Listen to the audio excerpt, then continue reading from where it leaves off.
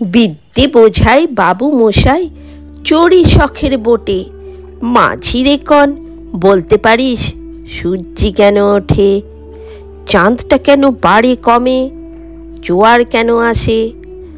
বৃদ্ধ মাঝি অবাক হয়ে ফেলফেলিয়ে হাসে। বাবু বলেন, সারা জনম মরলি রে তুই খাটি, জ্ঞান বিনা তোর জীবনটা যে চারি আনাই মাটি। খানিক বাদে কহেন বাবু, বল তো দেখি ভেবে, নদীর ধারা কেমনে আসে পাহাড় হতে নেমে?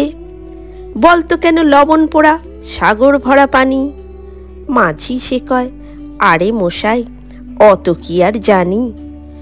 বাবু বলেন, এই বয়সে জানিস নেও তা কি? জীবনটা তোর নেহাত খেলো, অষ্ট আনাই ফাঁকি।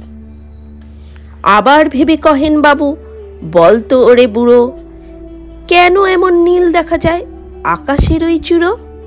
বল তো দেখি সূর্য চাঁদে গ্রহণ লাগে কেন? বৃদ্ধ বলে, আমায় কেন লজ্জা দেছেন হেন? বাবু বলেন, বলবো কি আর, বলবো তোরে কি তা, দেখছি এখন জীবনটা তোর 12 আনাই বৃথা।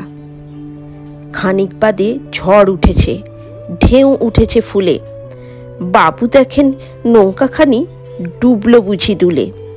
মাঝি রে কন, এ কি আপদ, ওরে ও ভাই মাঝি, ডুবলো নাকি নৌকা এবার, মরবো নাকি আজি? মাঝি শুধায়, সাঁতার জানো? মাথা নাড়েন বাবু। মূর্খ মাঝি বলে, মশাই এখন কেন কাবু? বাঁচলে শেষে আমার কথা হিসাব করো পিছে, তোমার দেখি জীবনখানা 16 আনাই মিছে।